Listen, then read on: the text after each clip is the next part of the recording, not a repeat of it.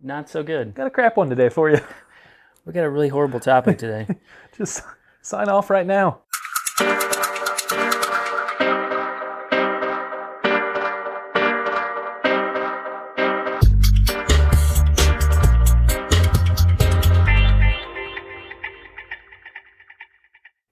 What's up, everybody? Welcome to another episode of Coaches on Couches. Bing slouches. We've got a good one today. I feel. I think we should do a bad one sometime so we could be like, Not so good. got a crap one today for you. We got a really horrible topic today. Just sign off right now. Should just do an entire episode on saddle sores. We did before, didn't we? We did a little bit. Yeah. We have touched on saddle Oddly sores enough, before. not like the most,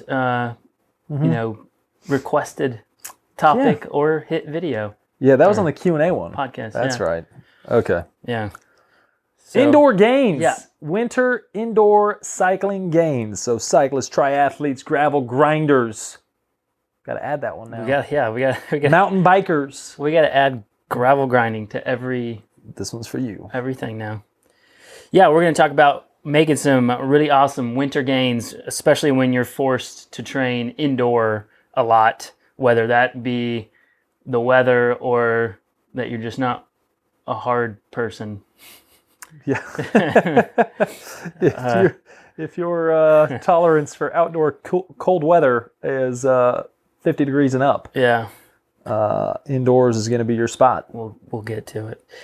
I am Coach Dale Sanford. I am Coach Bryant Funston. We are the co-founders of BPC Performance Coaching, where we specialize in helping time-crunch athletes optimize their busy schedules so they can maximize their athletic performance.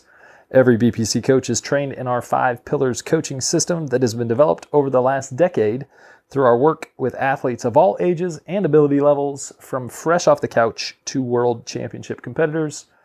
You can find out more about BPC by going to buildpeakcompete.com, checking Facebook and YouTube at Build Peak Compete, or all up on that Instagram at BPC Performance. Boom. All right, we'll get to it. But first, shoutouts. Shoutouts. Got like a small backlog, Yeah. short backlog. Last weekend, though, this is a recent one. Philly, The Machine. the Machine Young, clinched his second back-to-back Aquabike National Championships. And this year he was actually 5th overall. What was he last year? Do you remember? I think he was like 11th, Oh, nice. 10th or 11th. So 5th overall, crushed the bike. He did like a 2:14 on the bike. Solid. Yep, and there was some pretty good wind too. The last 10 miles were like block headwind. Is it Miami? Yeah, Okay. so pretty flat and windy. Yeah, for sure. Crushed it, though. Yeah, crushed it. Good job, Phil. And then 2 weekends ago, Michael Ort just won't stop, and he and his wife went to Los Cabos and finished the 70.3 there. We've sort of talked about that before, where it's good to choose vacation spots and, wrap an endurance event around it. So it's kind of like double dipping. Good work, Hort. Yeah. You got any? I got none. All right. I've got a good luck. Good luck. Good luck's coming up. I got good luck going out to Tony Gambrell. He's going to Arizona. He was kind of playing with the idea of doing a late season draft legal race. Oh, yeah. And Nice. so he's flying out tomorrow to knock that out. It'll be the last race for him So much fun. this year, and then You're going to love it. And then it's time to transition. Time to take some time off because he's been Draft legal. rocking and rolling for quite a while now. But I just, like, one of my biggest hopes for the sport of triathlon is that draft legal becomes more mainstream. more mainstream. It is so much fun. I know Newberry's wanting to go for draft legal next year. Yeah. Tuscaloosa. Yeah. Yeah. So closer by. Yeah. Maybe we should put one on. Good luck. Good luck to those going to Natchez Libre. Natchez. Natchez. Not Nacho. I know most people are going to want to say Nacho Libre. I called it that up until right now. Yes, Natchez, because it's Natchez Trace State Park. Yeah. Right here, right Gravel between grinder Memphis out there. and Nashville. And good luck to those trying to get into the Big Sugar gravel race tomorrow. Because if it's anything like Land Run and the Kansas races, 8 a.m. Friday. You better be ready to punch November that button. 15th. If you're listening to this later, you're too late. Better be ready. Big Sugar, for those that don't know, is over in Bentonville. Yep. And it'll be the inaugural. Correct? It'll be the first. So first one, but I want to say it's like 103 miles. 7, I think. 107. Yeah. I think it's 107. It's like 11,000 feet of vertical, something like that. Quite a bit of vert. Tons. Yeah. It's put on by the same people who do Dirty Kansas, so it's owned by Lifetime. Yeah. But it's the same race director that is doing. But not nearly the prices you typically see. Yeah, not nearly. It's not $8,000. It's not Kansas. Yeah. I don't even know what Kansas is. Do you? It's expensive. I don't know. At any rate, they put on a top-notch event. There's a reason those events are so popular, and apparently technical gravel, rocky, slow trails part of it. When I was reading the little description the other day, one of our athletes sent us over a link to it, so I started peeking into it. I had, talking to our buddy Will Stoffel, he's like, I've ridden most of it. He's like, and if you don't get a tire cut, you're good. You're lucky. Huh. So should be an interesting inaugural event. Yeah, there you go. All right. So one little order of business is we've got our House of Pain program starting December 3rd. That's what got us thinking about this, because we did the presentation last week on our House of Pain info night. Yeah. Basically running through what it is. So just go over like what HOP is. Yeah, so really quick, HOP, and it's essentially the basis for what we're going to talk about today. The program is essentially the basis for today. But we started it, 9-10 years ago? In my detached garage. In your detached garage. It sort of ended up earning the name House of Pain. So it was a group of like-minded people we were wanting people to train with over the winter to keep us motivated, accountable. Misery loves company, so suffering with other folks causes you to push harder, causes you to stay on that bike when, ordinarily you'd probably hop off after 40 minutes if things weren't feeling too good. And everyone came out flying that spring. Sure did. And had some great race results. So each year we've done pre and post testing as well as an intermediate. We still do that. And tracking gains averages have been just over 10% from start to finish. And a lot of them are actually above 10%. But we don't take out outliers. Yep. So there are some people that don't actually do the work, and you have to count them in there. Yeah. But everyone comes into a program with different, fitness levels. Some people may have been off the bike for a month. Some may be just finishing a peak event and are still carrying good fitness. So there's some discrepancy there. But essentially it's... So now it's all online. It's not in my garage anymore. Yep. It's all online, and it's all done via webcam.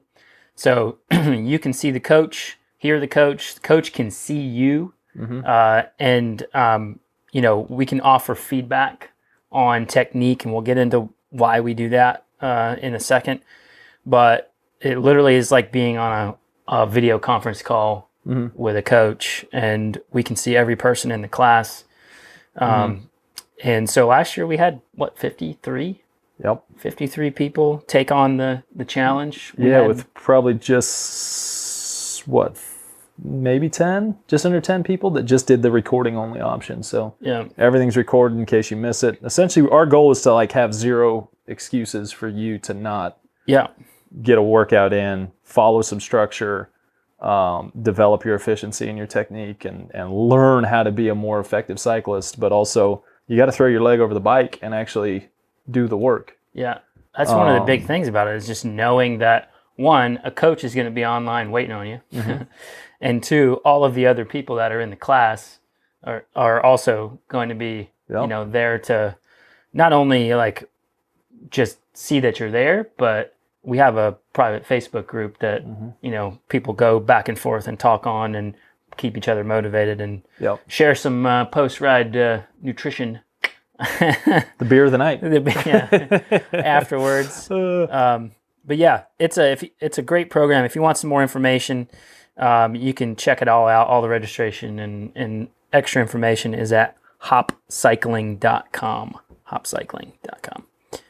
But the reason why we put that out there really is because we are literally going to lay out the hop cycling program, or at least the basis for it. Yeah.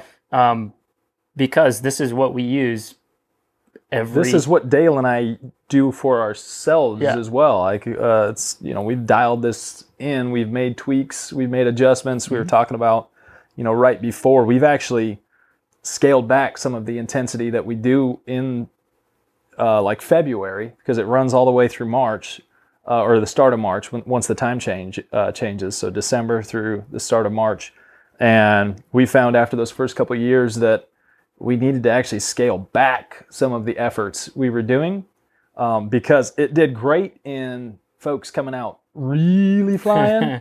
Super strong. But yeah, some people were almost on a peak when we were coming out of it, and that's not what we want. We want you to get through the winter months with a strong foundation, a body that's able to handle a higher workload, and push your threshold up, increase push your your 5-minute number or more VO2 style up, but not have that be the peak that you're going to have for the year. We want you to be able to take that onto your group rides, into your races, and at that point really start working the upper end. I think that's a good thing to note, is that once you get done with the program or whatever program you're doing in March, you don't, unless you have a goal event in March, which some people do, unless you have a goal event in March, you don't want to be the peak of your fitness for the year. So yeah, we don't, in the way we roll it, we don't put you through the ringer 100%, leading into March, because we want you to continue to build off of it. And once you start putting on more miles, like you're riding outside and you're putting on, more duration, your fitness will continue to climb. We see a lot of people who after hop, they'll hit more best 20 minutes or best 5 minutes later in the season. It's more of a springboard program than it is driving you into peak fitness. Exactly. Yep. So let's kind of get into the structure of it. So essentially you get through Thanksgiving. Most people after Thanksgiving have and next week, and why do we wait till after Thanksgiving? Exactly. The laziness that happens and kind of leading up to it, as well as take now, there's gravel races that have popped up. And that wasn't the original purpose, but now there's races. There's a race this weekend. We were just giving a shout out to it. So the seasons are extending for roadies and triathletes, mountain bikers. Seasons extending. You need a transition at some point. So I have a decent amount of folks that are getting ready to start their transition, which is later than most have done recently. So get through Thanksgiving, you realize, oh crap, season's on the way, and I need to do something. Pain train. And I need to get back rolling. I need to get the structure back in. I need to get consistency back in. I need to offset the 48 pounds of food I ate last week. And so we start the beginning of December. It also prevents you from early on in the program. If your starting date's in December, it also prevents you from the two major let-off times of the late fall, early winter. Between Thanksgiving and Christmas, you flub both of those weeks and your motivation and stuff starts to drop. So we avoid one altogether. And then we only have to deal with the week of Christmas, which for us is either a recovery week or it's a down week anyways. And for sure. So we start then, we take it all the way till the time changes, and people start picking up their group rides. We put it on a Tuesday and a Thursday night because that is typically a group ride night. Most people are used to getting their workouts in in the evenings on Tuesday and Thursday. So that was a natural fit. And it provides, that extra day for those that are going in. Most people tend to ride longer or train longer Saturday, Sunday on the weekends. We've got people, and in fact, when we're doing customized programs for folks, we'll sometimes intentionally stack these. So you don't have to be super rigid in keeping it Tuesday, Thursday. You could go with a Monday, Friday if you're a recording style person. So the point is to put in that either off day, cross training day, or recovery day between the sessions, because as you move along in the year, you should be adding workload to those sessions, and they will get harder. Yep. So if you are just doing them back to back, they're not going to be as quality as they could be. So at least one day between them.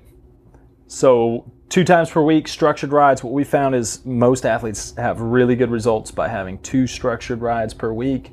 Indoor, you can get the most structure available, really. Yep. You don't have to worry about stop signs. You don't have to worry about red lights, dodging cars, terrain, dogs chasing you, hills. Yep. You can get that structured work around that zone, that time that you want. So 2 days per week of that. We recommend athletes then supplement that with some endurance-based work.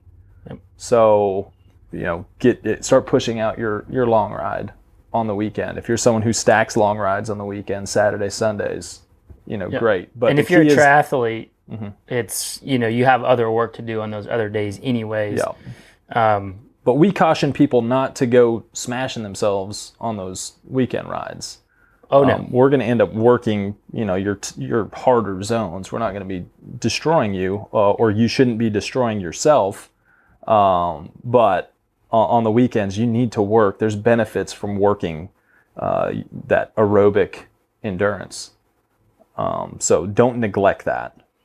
And if you're someone so we got 2 structured days, 1 to 2 endurance rides, typically perfect. Yep. And then if you're someone who just, loves riding and wants more work, add in your other days needs to be just easy spinning. Yep.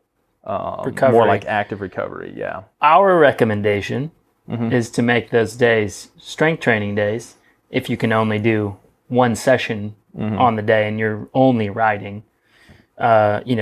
Skip the junk rides and put in some more extensive strength work, and you're going to be above and beyond. Especially through February. I mean, the season runs, like we were just talking about, to November now. I mean, there's options till November in cycling and triathlon. So with those, basically we're going to say 4 major rides a week, the 2 structured rides and like the 2 more endurance rides. The strength training that you're going to put in, we want at least, we put this in, and we put it in on every single program that we make.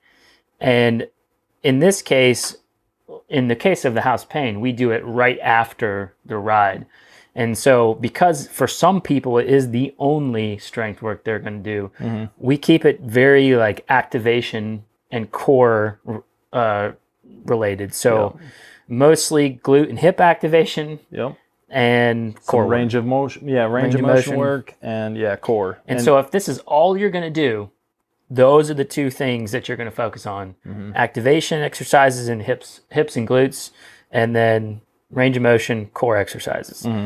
So if you're at home dialing in your own or writing in notes for your own program, minimum 2 times per week on that during your off season. And then a little dose of stretching at the end. Don't forget the flexibility. Yes. And so the one part of like the hot program that if you're one of those people that just won't or don't do strength any other time of week, we ride, we warm up, we ride structure, and then we do our activation and core stuff, and then we stretch, and the whole session is no more than an hour and 45 minutes. Yep. And you've now gotten 2 extremely quality sessions in the week, and you didn't have to think about it. And you've touched 3 major parts of staying healthy, getting stronger, and improving overall performance. Yeah. So a step above that, like we were talking about earlier, above the activation and core stuff is to actually add in 2 like total body workouts a week. And if you want to step above that, you can add in like 1 heavier lifting session a week. Yep. Especially during this time of year where you're really going to have the 2 structured rides, and then everything else is going to be pretty easy riding. So you don't have to worry about being sore all the time. You don't have to worry, like, if you intelligently place the strength training, like even if you're doing heavy stuff, it's not going to affect the 2 structured rides that you're doing. But I mean, we beat the dead horse there, but yeah, I mean, we've talked about strength training a lot. It really is like the difference maker in a lot of the programs that we put together. Yeah, your durability, the ability to recruit muscles. Actually, I just had to sit down with one of one of my athletes the other day, and in reviewing the previous season, I was like, what are some things you've noticed? When were you at your peak fitness? Maybe when was motivation the lowest? And one of the things he actually mentioned was that he really notices now, like, the ability, first off, adding the strength training in and being consistent with that. He's like, but now not just on the bike being able to activate muscles that I need to, but even off the bike. He's like bending down to pick up kids' toys off the ground. Like, yeah. I'll squeeze my glutes to come back up. And he's like, little stuff like that he never thought about before, that can lead to back issues and nagging injuries. He's like, yeah, now I'm actually like noticing that. Noticing that throughout my day-to-day life as well. Absolutely. Yeah, and so when you're doing, we'll kind of transition away from strength training since we have already hammered it. Yeah. Ride time. So ride time over the years, we've kind of adjusted up and down, but we find that, like, if you're going to do enough structure to stress the body, the rides, and you're going to include a warm-up, and a little bit of a cool down. The rides tend to be somewhere between an hour and 10 minutes and an hour and 20 minutes. Yep.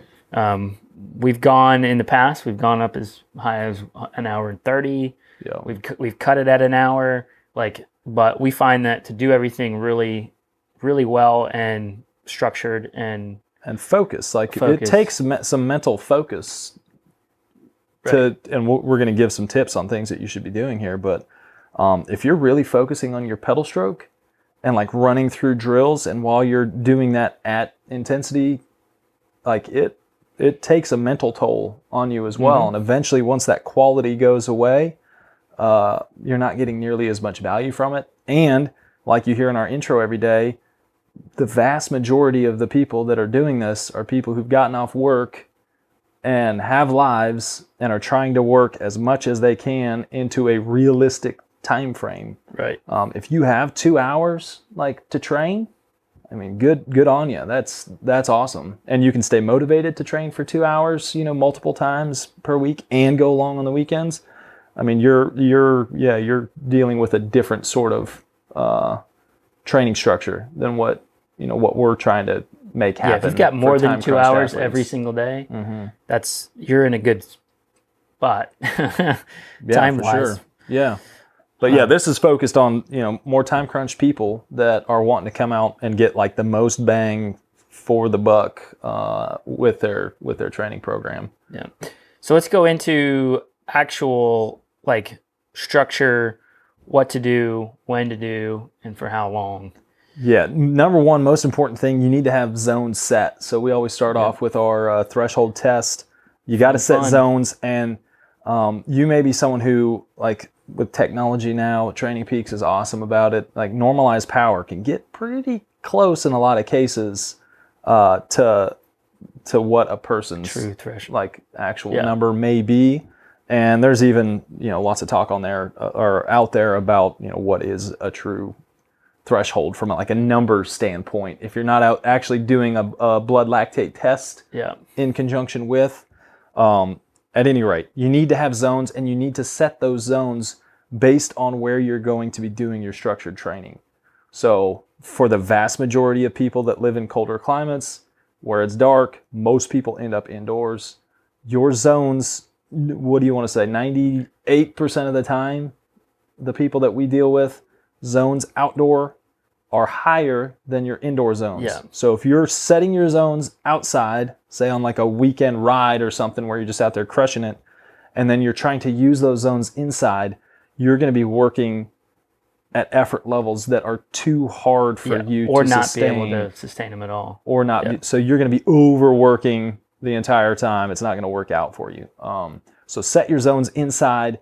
When you're inside, use those zones. When you're outdoors, most of the time on a weekend, group ride or solo ride where terrain varies and everything, you aren't doing as much structured anyway. It's more of a perceived effort, endurance-based thing.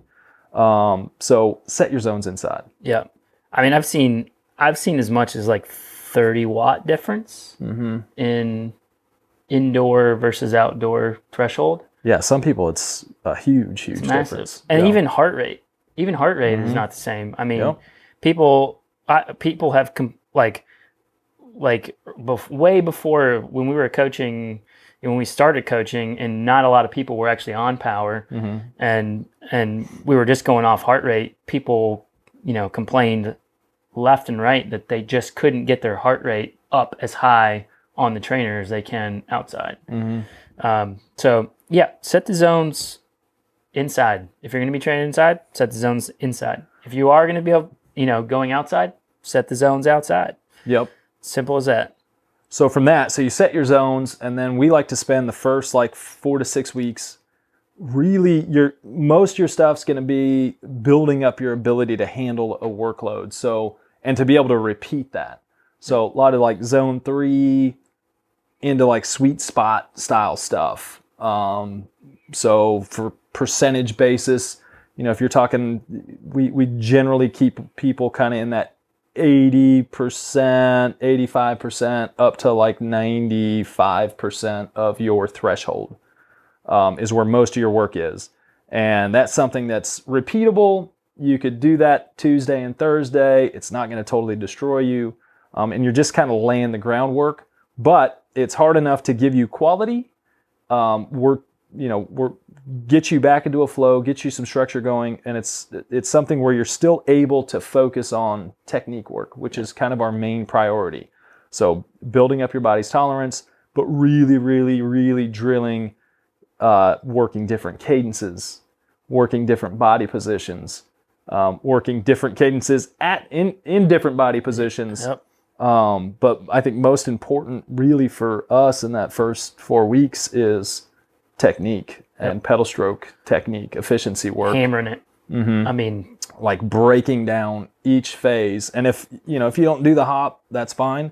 You need to start thinking about each phase of your pedal stroke, and emphasize a single phase and see what happens. If you just focus on downstroke throughout a pedal stroke, if you just focus on that pull through at the bottom or that kick over the top, and notice what it does for your perceived effort once you do smooth things out.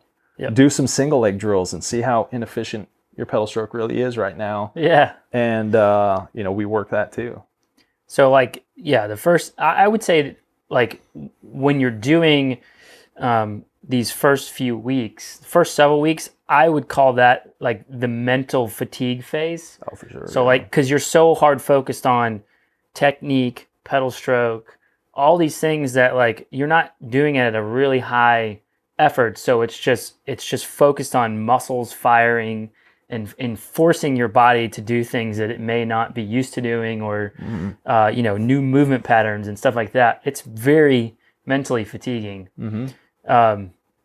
So after that section, we still keep a hard focus on technique, and we force, you should be throughout. If you're indoors and you have no distractions really, you're not worried about traffic or anything that's happening around you. You can just zone in on your body and what's happening. Yeah. You need to be rewiring your system to move in a more efficient pattern. Even thinking about breathing, breathing patterns and stuff like that while you're. Day one.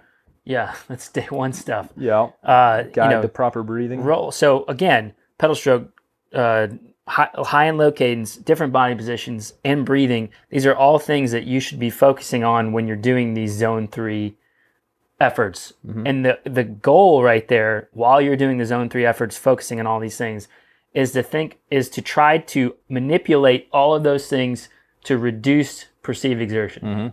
That is like it. Yep. So that's where that mental fatigue comes in. And if you're working off heart rate, so you want to be able to sustain, so say you're in power and heart rate, you want to be able to sustain power, and while going through these drills and really thinking about it, you want to be pulling that heart rate down or pulling that perceived effort down without changing power. Right. Or if you don't have power, but you have heart rate and cadence, you want to be able to maintain cadence, really be thinking about it, and pull heart rate down. Because if you're maintaining cadence and not shifting gears, you're sustaining power.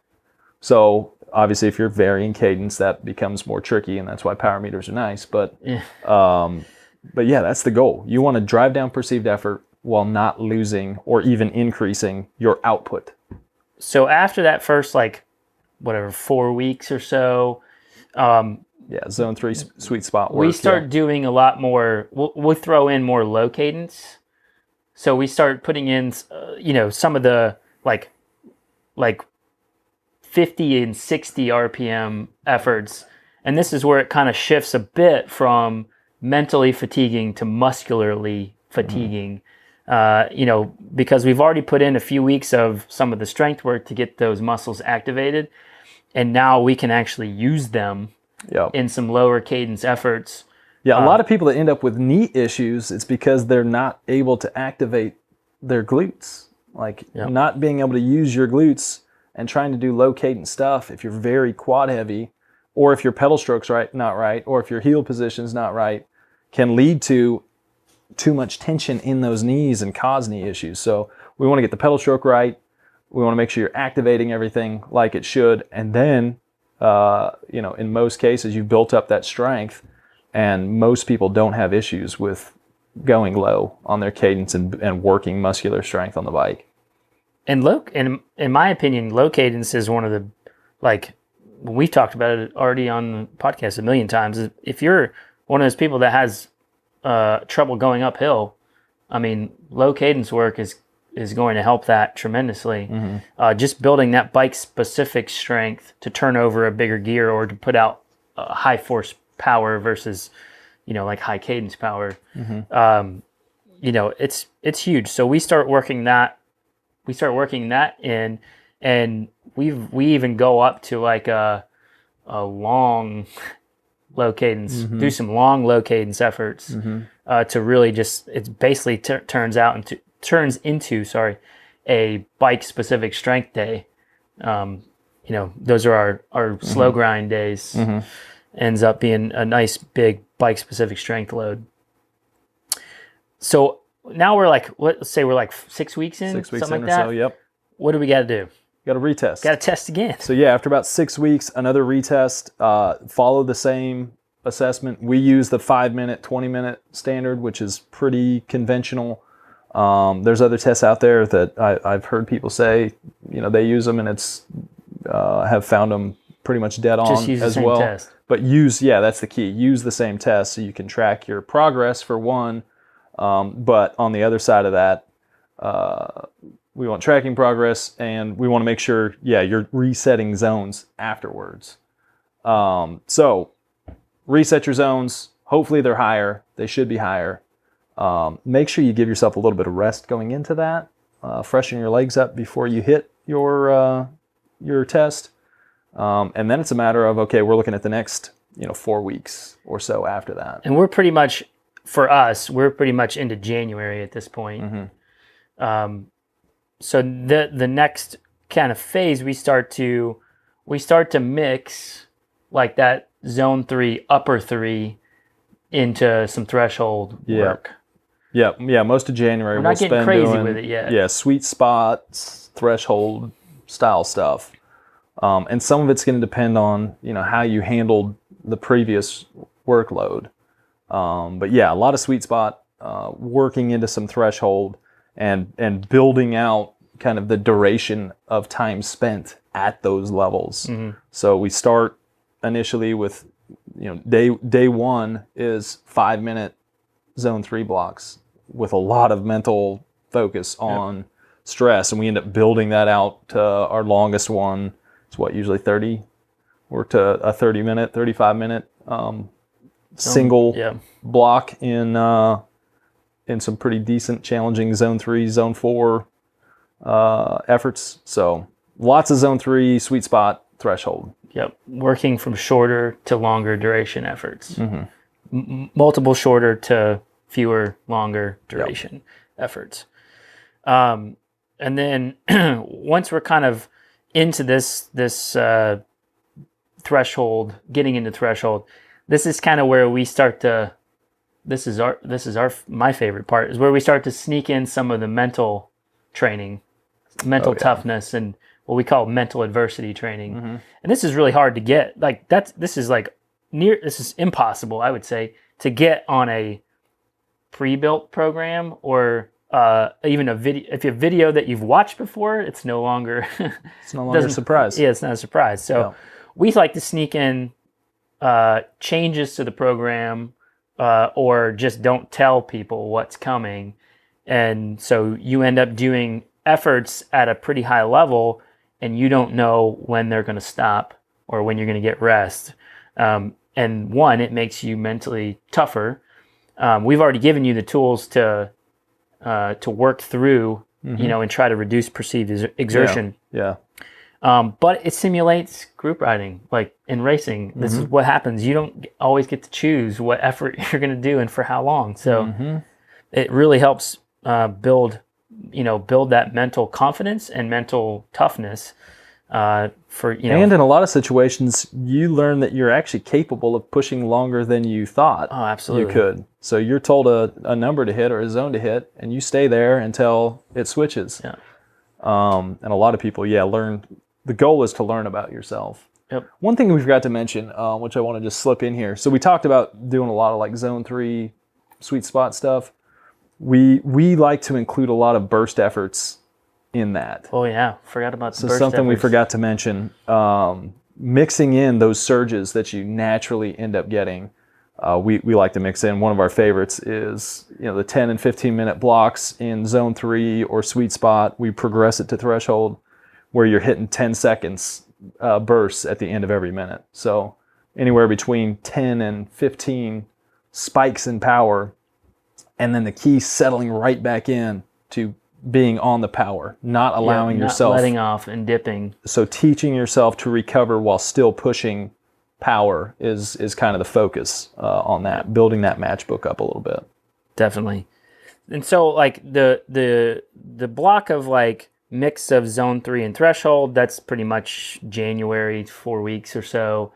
And then we get into February, and that's where we kind of start to turn the wrench a little bit. Yeah. And that's where we're getting a mix of 3, 4, and even into zone 5 with burst efforts, with changing body positions and cadence and everything else. Doing like high-end efforts, zone 5 efforts, and like not being able to do your sweet spot cadence, like that's really tough for a lot of people. So we force people to work their least favorite cadence ranges, least favorite body positions, while doing some of these mentally tough efforts. Which I guarantee you, by yourself, when I'm by myself, I will never do it. I rarely will do that, but it's amazing. In the class, I'm obviously doing it because I'm making other people do it. But just seeing we rarely get flipped off. But when we do, rarely, it's usually is Miranda on? But when we do, it's because you're being forced.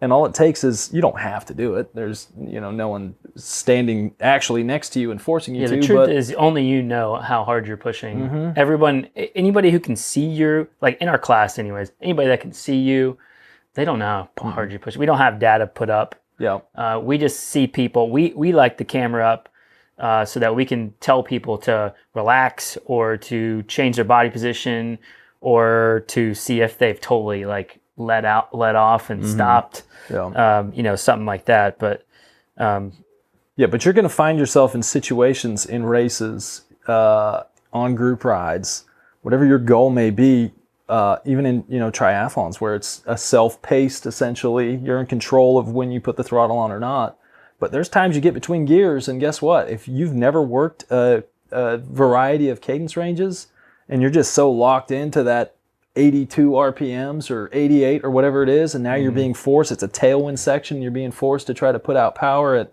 97 RPMs because you're geared out. Like, you need to have that ability to do so. Yeah. Honestly, I think triathletes would get the most out of a structure or a program like this, because they don't, like a lot of triathletes never put themselves into super threshold or above threshold efforts. And it like, you just don't, they have no clue where the ceiling is. They're used to doing like steady state. This is comfortably hard, but never actually. That's kind of the long course thing. That's sort of the issue when we've talked about our issues with long course, is that people rarely end up working the high end because you're doing so much volume that you can't sustain that much high end. Yeah. But yeah, we end up working into zone 5 stuff, giving you short recovery times. We manipulate your recovery times. And that's a good recommendation in general. Like, once you've gotten to where you're holding, say you're doing 3x20s, a longer trainer session, vary your recovery times. If you're doing that at 5-minute recovery and able to hit it, maybe next time you move that to 3-minute recoveries in between, or 2 minutes recovery. Yeah. So you can change the stress you're getting by varying your recovery time and not necessarily changing up your work time. Yeah. And in this last basically February block, leading into early March, when you're doing these like higher end efforts into zone 5, remember, we're trying not to send ourselves into like a peak of fitness per se. So be careful about how much of that like above threshold that you're doing. And a lot of times when we do it, like, we don't do, like, zone 5 is never done for more than 5 minutes. Yeah, consecutive. Yeah. So the intervals are never over 5 minutes. So just be careful there, because again, you're not trying to send yourself into a peak of fitness. You're just trying to be above the ceiling to pull the ceiling up. Yep. So that pretty much leads you into early March. And then what do we do again? Retest. We test. One final test. Yeah, for sure. And that one, again, we like and we prefer, and what we do in the court or the program is, again, another indoor test, still following that 5 and 20 protocol. And if you want the protocol, if you've never heard about it before, just drop us a message and we can shoot you that over really easy. But retest, this one's primarily to like see the progress, because most people after that, the time changes, group rides fire back up. We would strongly encourage you to continue doing at least one day, either solo, indoors, or outdoors, but where you're maintaining structure and focusing on the interval levels and intensities that you should be focusing on, that you're not getting outside on group rides. Because in Memphis, pretty much, if all you do is group ride, you're going to get pretty good at doing like fairly hard 30-second to 90-second efforts and recovery. Rarely are those going to be so long that you're actually building and improving your fitness, if that's all you're doing. Yeah, that's a good tip for beyond the end of the program. And we say it every year that we need to just keep a 1 day a week hop class going, because people just lose those efforts. Never do them again until I actually until the past December. probably 2 years I've been pretty consistent at a Thursday trainer session. Yep. Regardless of Tuesday night group ride, hard group ride, Thursday quality trainer session, structured. All right, so with all this talk of indoor training, there are a lot of people out there right now that are probably like, you will not get me on a trainer. Maybe at all. Twice a week is really pushing it. Any more than that, I might off myself. Yeah. So, I guess you and I are probably to the point now where it doesn't faze us. It's super efficient. It's super structured, and it can be super quality. So, Yeah, that's the reason it doesn't faze me as much. It still can suck. Like, yeah, for sure. Like last night, I'd rather be outside. Exactly. Last night it's been cold here. High was like 28 or something stupid for us. And I got on the trainer, and it was like one of those days where it was like watching my clock. It was a boring session that I had, which is going to be one of our tips here. So this was just going to be a steady effort, get back into a consistent flow kind of thing. And so one of our tips for enjoyment, which is what we're going with here, is variety is huge. Yeah. Last night, like there was no variety. It was just. And that's how like, even if it's just a straight effort like that, even if it's just zone 2 spin, like riding, like you can add variety by switching up cadence, switching up body position. Focusing on technique. Yeah, focusing on technique. Breaking down different phases. That's what I end up doing. And the time passes so much faster once you're doing that. You could be doing a 20-minute effort, and if you're breaking it up every 2 minutes by either a short burst, which really isn't going to change the overall, it doesn't even have to be a hard burst, but just something to like a little spin up. Or what we generally do a lot of is you're changing your body position and or cadence every couple minutes. Yep. And it's amazing. Like you settle in for that too. Just that change, mental change in rhythm, change in what you were doing. It makes 20 minutes go by a lot faster than if I'm slogging it out at 70 RPMs for 20 minutes and not changing a thing. And that goes right along with like actually having some sort of a goal or focus for the ride. If you're one of those people that just like you dread the trainer, probably part of that is because you know that you're just going to get on there and watch the clock, and you really have no goal or focus or any type of like idea of what you're going to do. Yep. So if you have that ahead of time, I'm going to jump on here and knock out these efforts. Yep. I'm going to change my body position every 2 minutes. I'm going to change my cadence every 2 minutes, something like that. I mean, it goes by so much quicker. And take that even a step further. Like, you need to have a goal and a focus for your workout, like your why. Like, why are you doing that?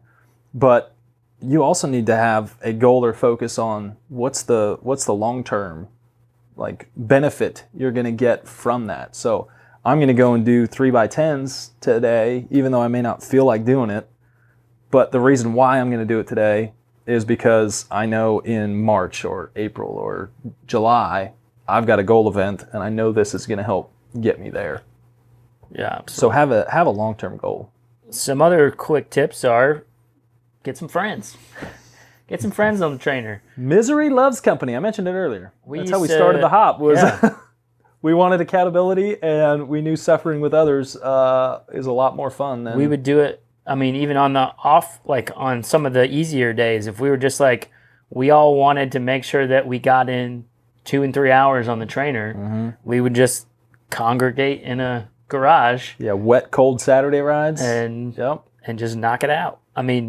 Literally, like a training partner is probably the number one accountability helper that you could possibly have.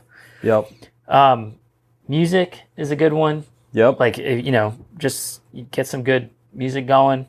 Or if you're like me and we put this on, we have a whole nother, the podcast we did was episode 15, Surviving Winter Training.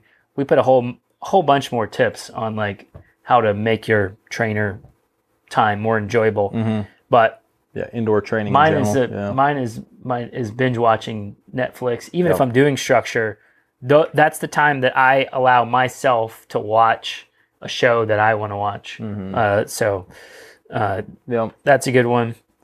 One big thing is just if you're one of those people that has like a wind trainer or like a trainer that makes a lot of noise, period, like the older comfy trainers. Remember we used to have Ricky Bobby used to come into when we had it in the garage, and he would spin that thing up and it would sound like a plane taking off.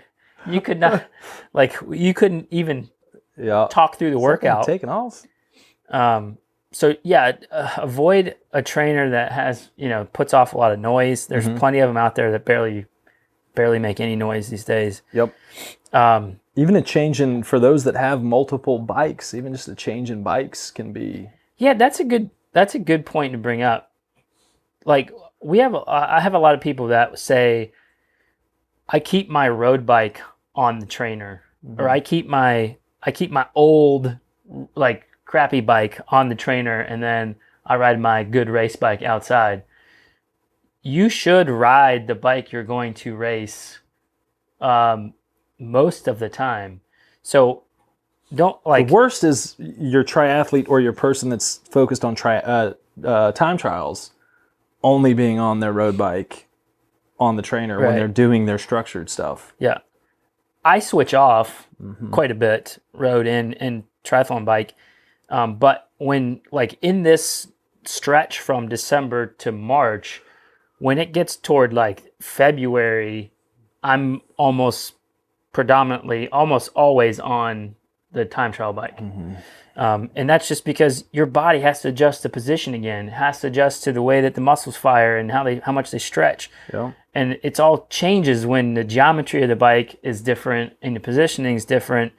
And if you don't spend time in those positions, you are not going to get out on the road and put out a bunch more power in a completely different position. Nope, not at all. Yeah, it's nice that you're trying to conserve your nice race bike and not sweat through it and have a towel, melt the hardware. Keep a towel over the top. Your salty sweat. Keep a towel going. But recommendation would be to ride the bike you're going to race on predominantly, if at all possible. Yeah, I think the ultimate tip for trainer enjoyment. Can you hit the shameless plug? Shameless plug. Oh, it's gone there still? It's gone now. Oh, we got rid of it. Is to join up House of Pain, where you don't even need to think about anything. You just come along for the ride, and you don't know when things are going to change. You just respond to it. I mean, people tell us all the time that the time goes by so much faster. An hour 15 when they struggled to get through 45 minutes by themselves. An hour 15 goes by so much quicker. Now, it's not like it's, oh my gosh, I thought the warm-up just ended and now we're over with. But for as much work as you get out of it and as much stress as it puts into your system, which is a good thing, people have stated that's kind of one of the best things is having other people online that they're suffering with is motivating and forces them to not give up. Having a coach that can see whether or not you've given up and is actually sometimes asking, whether or not that interval was better, thumbs up, thumbs down on how it went. But you'll pass your time so much faster and get a lot out of it just because we're going to be forcing you to change things up so often, force you to focus on different things, different aspects of your pedal stroke, changes in your body position that it's going to be over before you know it. And without getting too salesy to it, there's a reason why we have a number of people who have been in the program for years, because you literally get on the bike and you listen to the coach and you respond, or you press play on the recording and you respond. And even year after year, the program changes a bit where you're going to get the gains again, but it's not going to be the exact same thing that you went through last year. So yeah, I mean, it's without tooting horns here, toot. Where's the pain train? We need a horn toot. But yeah, if you have any questions on it, you can shoot us email, couch or coach at buildpeakcompete.com. You can ask us questions about it or check out the website, hopcycling.com. But yeah, get registered ASAP. Hey, what are we talking about next week? Next week? Hey, this is the first time we've ever talked about what we're doing next week. I tried to put it in there like we'd been doing it, but we never ever say what we're doing next because honestly, we rarely ever know. Yeah. Most of the time it's like, what questions are our athletes having? Brian, what do you want to talk about today? Exactly. What'd you get this week? Yeah, what have your athletes been talking about? So next week, very timely, Yeah. Tips for surviving the holidays. May that be lack of consistency, motivation, increase in weight gain that's Bad usually influences. associated by the previous two. Brother-in-laws who enjoy having a good time. I mean, who knows? Yeah. Well, so How to survive it. We're going to be walking you through surviving these holidays and getting out of it unscathed and with your fitness intact.